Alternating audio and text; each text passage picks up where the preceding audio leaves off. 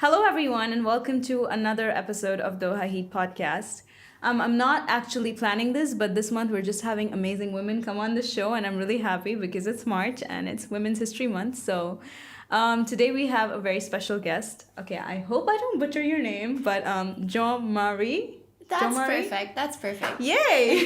Thank God you pronounced it before, so I didn't actually butcher it. But you can call her Gigi, and I'm pretty sure you've seen her on Qatar Living's Instagram, Facebook, all of their social media. She is a. So I'm the sales and lifestyle manager for Qatar Living, as well as the host of a show called Delicious and Exploring Qatar. Yeah, I think we know you more because of the show. Yes. Yeah. Yes. Yeah. So she's here to talk all about her life, which from the looks of it has been super, super interesting. So let's get on with it. So Gigi, tell me a little bit about yourself. Okay, so I moved to Qatar 9 years ago. Before that, I lived in Australia, New Zealand, and Abu Dhabi. So I'm a bit of a gypsy. The first few years was 2 or 3 years in each country, and then came to Doha, and now I consider Doha home. Someone asked me the other day, like, how often do you go home? And I'm like, but I am home. So yeah, Doha is very much close to my heart. I've been here through a lot of changes and a lot of changes still to come, which I'm very excited about. We're very geared up for the FIFA, and I would love to see how it all goes down because I've been part of the preparation of this.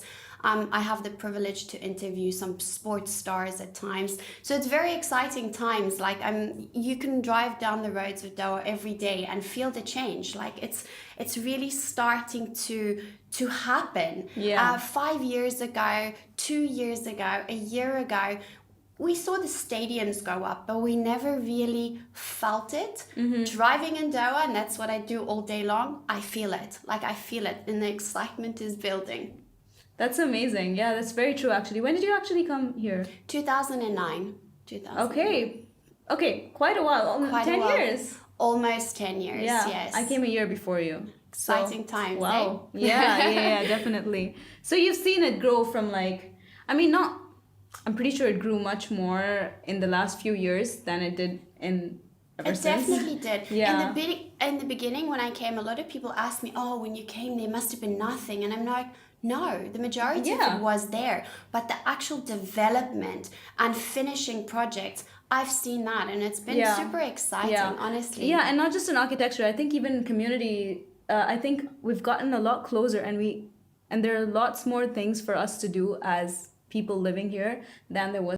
And I really enjoy that Absolutely, part of I agree. Okay, anyway, so you were born in South Africa, right? I was, yes. So how did you get into this modeling beauty industry? Okay, so back in South Africa when I was a teenager, one day someone convinced me to enter a beauty pageant with absolutely no experience. These girls are very poised and well-trained, and they kind of know how to answer questions on stage. I entered. And how old were you back then? I was 17. Oh, wow. Yes. Pretty young. Pretty young.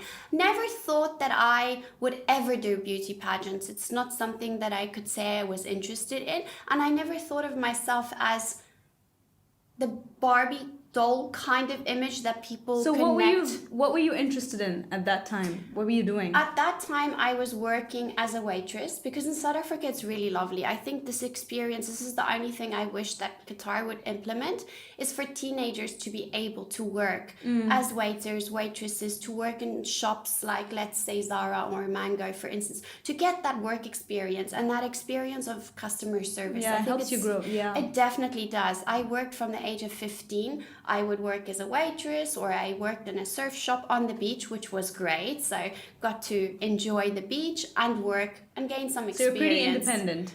I've always been pretty independent. I have my mom, I would say, is the strong figure in our house. She kind of rules the roost. Up until this day, she still drives me crazy.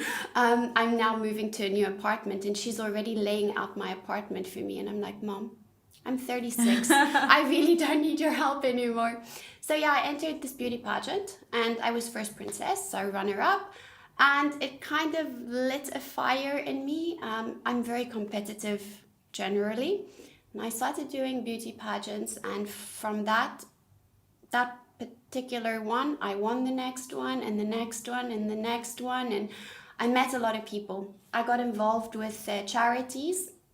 So in South Africa, as part of pageants, you've got to do something for charity. We would raise money, we would go and visit the old age home and entertain the old people and, just sit and mingle with them a little bit and brighten up their day. Yeah, that's actually beautiful because, like, when you think about beauty pageants or modeling, you think of it as a very glamorous career that's like, and there's a stereotype like beauty with Absolutely. no brains kind of stereotype. Absolutely. So that's really nice to hear. It's interesting. In South Africa, I would say those girls you can see them later on in life, in business, and in any environment.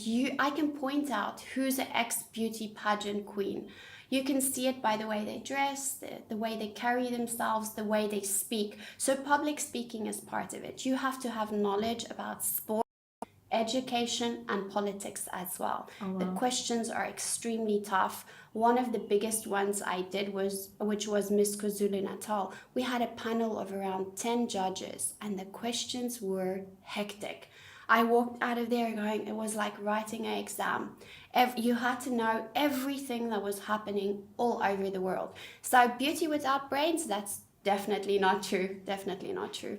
That's amazing. Yeah, and you had to think on your feet. They throw those questions at you while you're on stage with like 2,000, 3,000 people in the audience, and you have to think fast and smart. Yeah. Definitely. Okay, so then what happened? Then what happened? At that point, I left South Africa in 2004, which has been a very, very long time. I go back maybe once a year, once in 2 years. My parents come and visit here sometimes. They love Doha. My mom loves the dates and the baklava. It's the first thing I have to buy when I go back home. She's like, do you have my baklava and Arabic sweets? I'm like, yes, mom, I do. So yeah, moved to New Zealand, lived there for 2 years, moved to Abu Dhabi 6 months pregnant, which was really tough. I'd never been in the Middle East in my entire life. And I remember at that point, people were saying things like, do you know how restricted you're going to be? Do you know how your life is going to be affected? And you're a woman in the Middle East. And I thought to myself, that doesn't quite seem right. Mm-hmm. From what I've seen and from what I've researched, it seems like the opposite. Moved to Abu Dhabi with all of this baggage in my head, and almost a fear of, because I'm quite a flamboyant blonde woman, you can't really miss me. Mm-hmm. You walk past me, you're gonna look back, because I like to dress in a different quirky way. And I thought, I'm gonna have a really hard time. And I was very pregnant. I arrived, gave birth to my daughter, raised her there for about 3.5 years. And my experience was amazing. I love the fact that all of these expats form these tight-knit groups where they take care of each other, because we're all from different places. That's true. So from advice to help to coffee mornings, it was all there. And I had a really nice support system, because it's hard to have your first baby when you don't have your mom or your sister or your aunties around to help you, Yeah. There's things in the beginning, there's no actual advice. And a new country. And a new country, yes. And I was quite young. I was 24 when I had my daughter. Yeah. So it was really tough, but amazing experience. Left Abu Dhabi and lived in Australia for 1 year. And the entire time we were like, we want to go back to the Middle East. Oh, we really? want to go back to the Middle East. Yes. And if you ask my daughter, her name's Michaela, where are you from? She would say, I'm Emirati.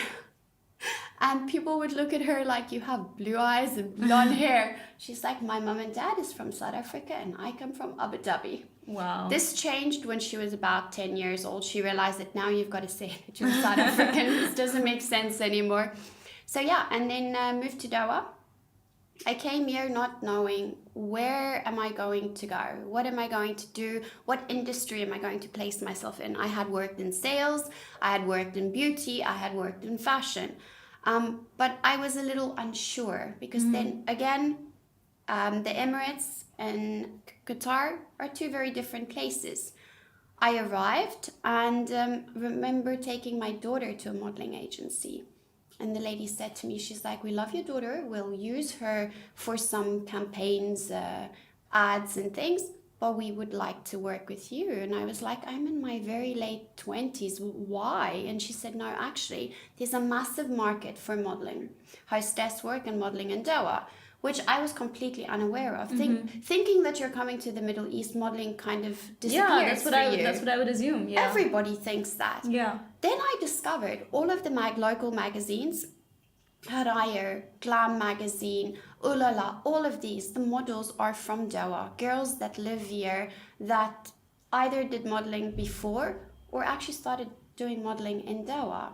So a lot of the ads you see, Q&B for instance, all of their ads are local talents. Expats that live here and they use them. So there is a massive modeling industry in Doha that most people are not aware of at all. Wow. I've done some work. My daughter has done some work. Someone recognized me one day and I'm like, I'm really sorry, but I don't remember meeting you. And he's like, I feel like I see your face every day. After a few minutes, he was like, you're the girl on Silver Road at the village. Was this big billboard with your face. He's like, I drive past your face every day. Oh, wow. And honestly, it was an amazing experience because of that experience.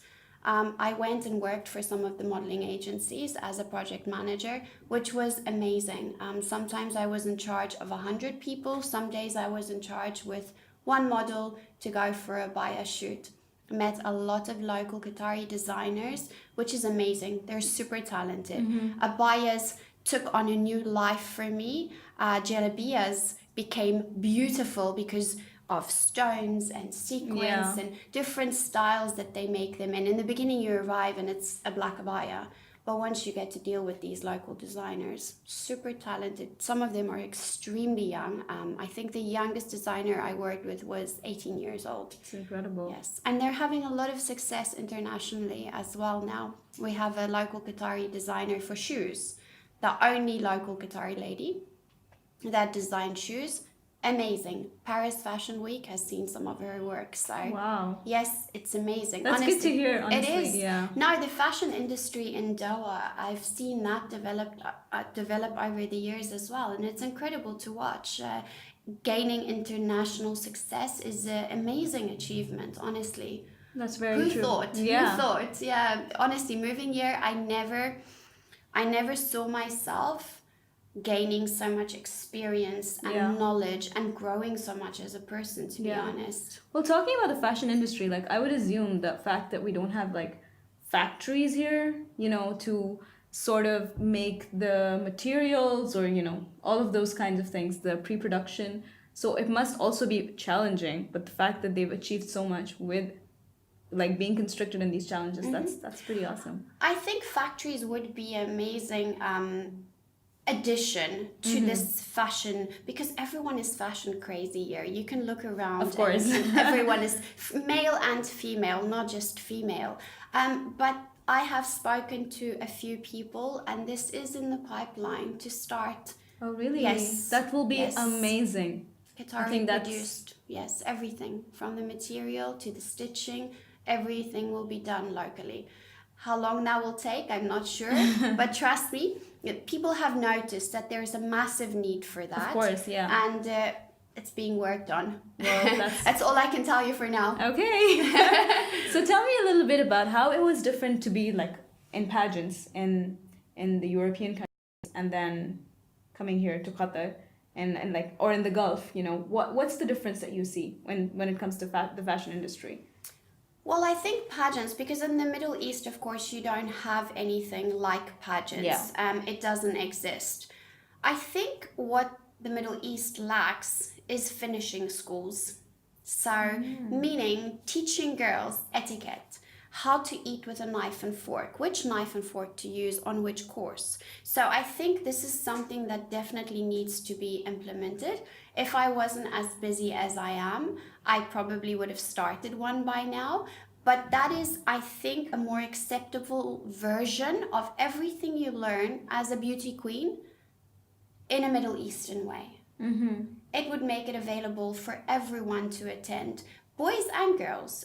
Back in South Africa, boys do modeling, as ridiculous as it sounds, but they do. But there's so much you learn from it. Honestly, it makes it easier to talk to people. It makes it easier to relate your thoughts and feelings to other people as well.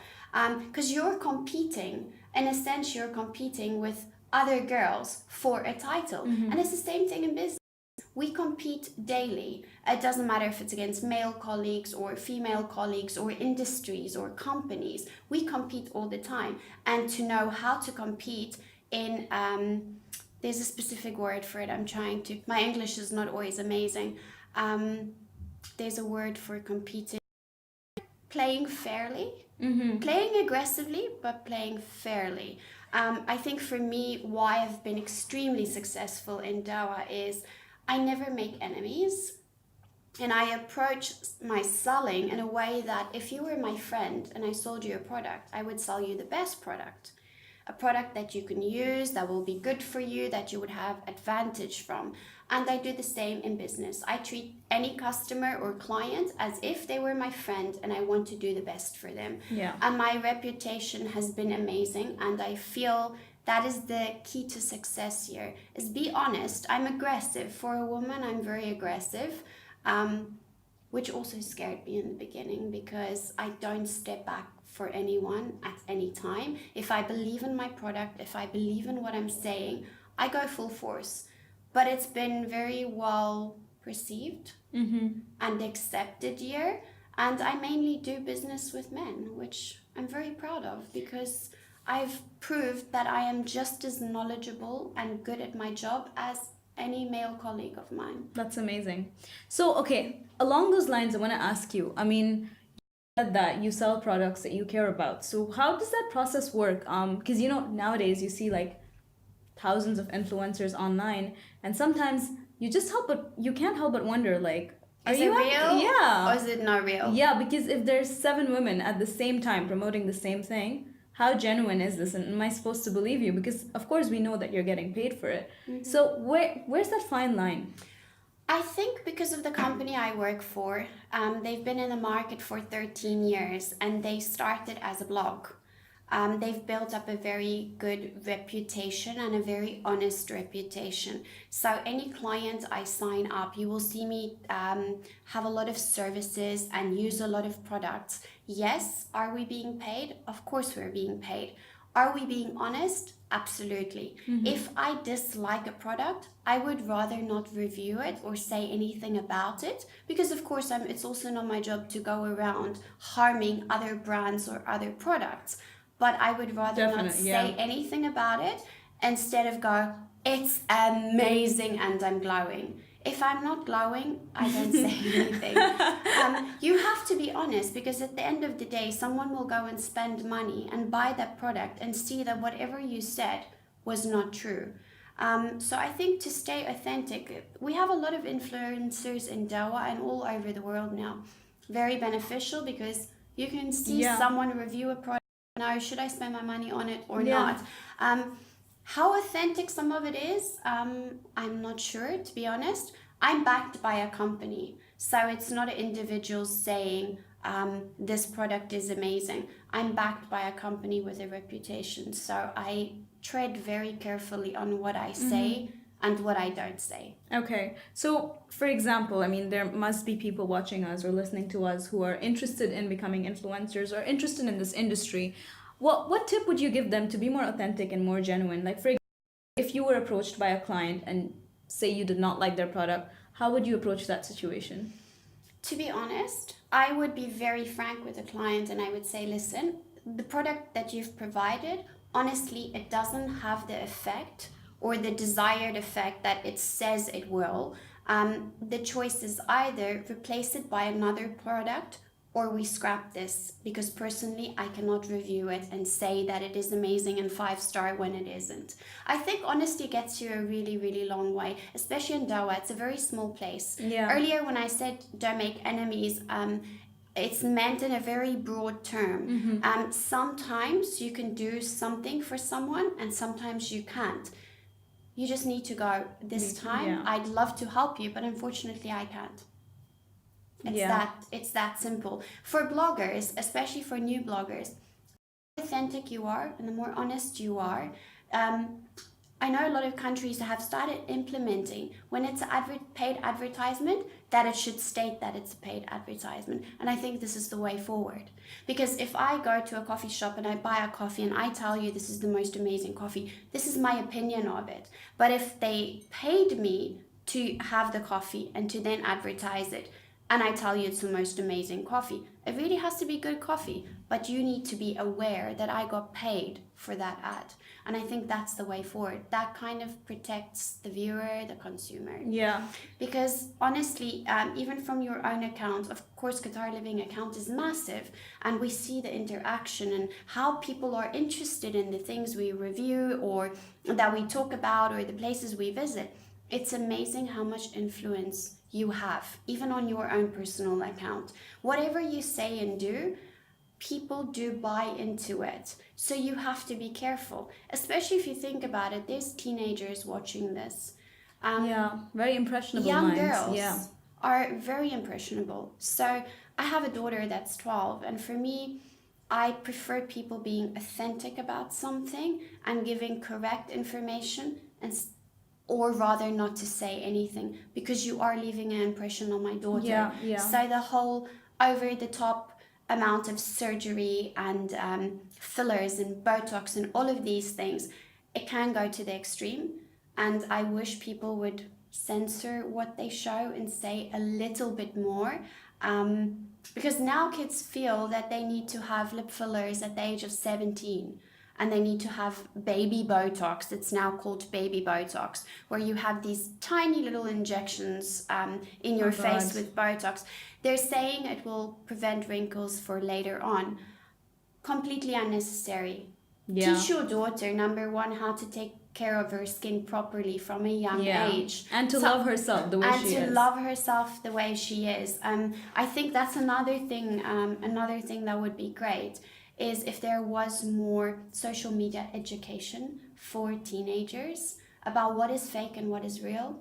Because it's very good to know that a picture has been photoshopped and a picture is a natural Definitely, picture. yeah. Because sometimes you see a picture of a person or a product, you see them in real life and you're like, where's this?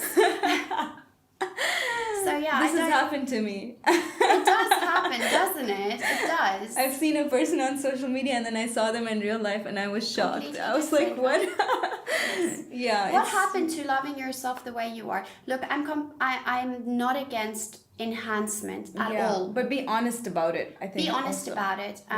Some of the bloggers have had some surgery and they were honest about it, and they did take people through the journey of this, which is great. And maintaining yourself. I'm 36. Yes, am I now starting the process of maintaining myself? If there's a treatment that's going to make my skin firmer or more bright or more beautiful, I'm all for it. But at the appropriate age and when needed. I've seen very beautiful models in Doha. 2-3 years later, it's a different person. Mm-hmm. They needed nothing. But we are preaching to them that they need something.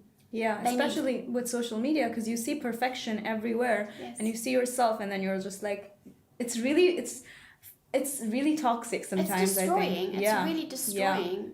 Yeah, and there have been times where personally I have just like gotten off of social media for a few weeks because I just couldn't survive. You feel anymore, inadequate, don't you? You feel inadequate. You feel like you need to lose weight from all over your body, or you need to look a different way, or you need to do something. Your lashes are too short, and your eyebrows are too thick or too thin, and you're too fat, and you're too skinny, and you're too this, and you're too that. Or then otherwise it's like, oh, I don't travel enough, or I don't have enough money to do this and that, or my life is so boring.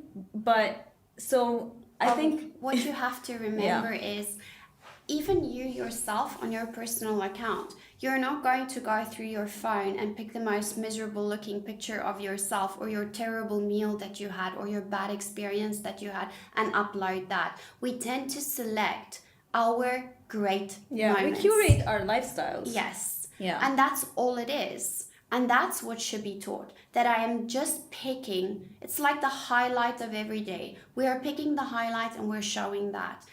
I think also for new bloggers, if you can sometimes show a little bit of vulnerability and honesty. I have personally, privately, coached a lot of women through very dark periods. It's not always easy living in Doha, especially when you're new and you don't have friends. I've had ladies reach out to me on my personal Instagram where they say, you know what, when you're having a bad day, you have no problem saying you're having a bad day.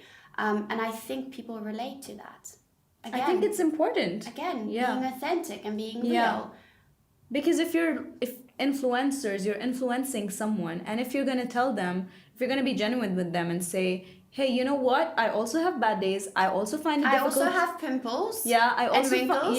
and I also find it really difficult to go to the gym and eat healthy every day. Yes. And I think, but I'm still trying. That's more motivating than saying, hey, you know what? I woke up at 6 a.m. and I'm perfect. I've been in the gym today. I did Yeah. grocery shopping. Yeah. It's just sharing a more general scope of your life. Like Yeah. sometimes I'm running around Doha looking absolutely miserable. But it's those moments where sometimes I have a rant. I'm like, the traffic in Doha. I rant about the traffic in Doha a lot because it can be very frustrating. But that doesn't mean I don't go home, take a quick shower, fix myself, go to an event, and I'm in a better mood. I Yeah, socialize. It's just showing a little more of your actual life than just the brief, amazing moments of it. Yeah. And personally, like something that I've started doing is I just unfollowed everyone who for even a second made me feel bad about myself. Oh, and absolutely. it That's just your makes right. That's your right. and it makes you feel Absolutely. better, because if you're gonna be on social media and already it's really pressuring to, you know, post this or that or To maintain. and all of that, so you might as well follow people that actually make you feel better in the process. It's the same with friendships. You should see it like your friendship group. You are not going to be friends with someone that makes you feel bad about yourself, Yeah. are you? No. Yeah, exactly. So it's kind of the same thing. We need to add people that make us feel good and happy and content, that make us laugh and feel that we are adding something to their lives. Those are the people you keep around, and the rest, hello, nice to see you, thank you, and goodbye. Yeah. That simple. That simple. Yeah. I teach my daughter. Someone asked me the other day, what religion are you raising your daughter? And I said, I'm raising my daughter to be a good person. She's a woman. We have an immense amount of compassion, understanding, and love that men don't have the same quantities or the same amount of this. Yeah. And I think for women, the problem with us is we break each other down instead of build each other up. Oh, yeah. I totally agree. Actually, the episode before this we recorded with for the International Women's Day, and this is something we spoke about that's so important. And people, like, on International Women's Day, I was on social media and I saw all of these women who were posting like, oh, happy International Women's Day, and you know, we should always support each other. But I know they're not doing that. Unfortunately, You know? Yeah. most women don't. Because the thing is, society has made us compete against each other. Yeah, This is the problem. For me, my most valuable friendships are the women that empower me when I am dead on the floor. I have days where I'm like, I can't do this anymore. I'm going from event to event. My job is stressful. When you work in sales, you have targets, and I have a daughter at home, and I have a cat, and I have a nanny, and I'm like my mom on the other. I'm like, it's just too much. Yeah. And I call my friend, and she's like, okay, let's focus on what you're amazing at. Just focus on that. Leave everything else. Go have a coffee. That's amazing. Go to the spa, relax. Tomorrow you're going to be okay. Yeah. And I think that's what we need in our lives more. And I feel like I don't understand. It's not like we have enough for everyone.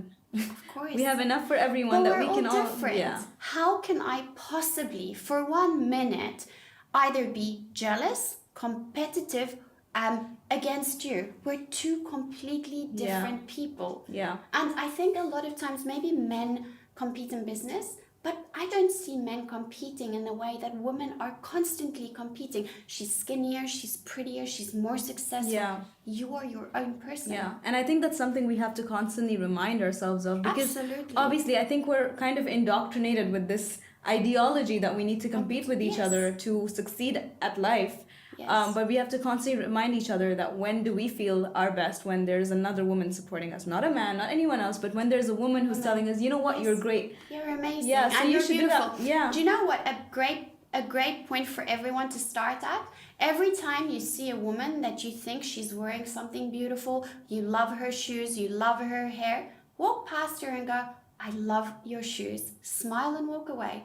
I promise you, you've just made her day. Something as simple as that. Or at work, that's amazing work.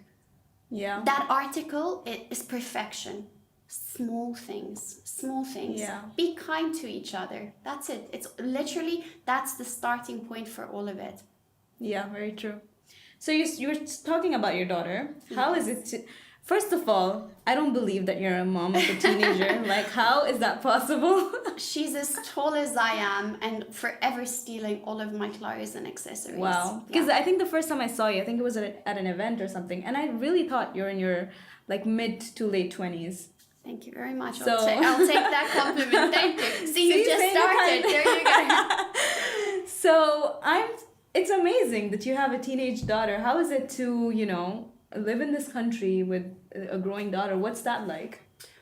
So far, this experience has been amazing. She's in a very good school, very happy. I like the fact that my daughter gets to experience different cultures and religions. I think it's very important. And as a little person, I still call her a little person, she's not going to.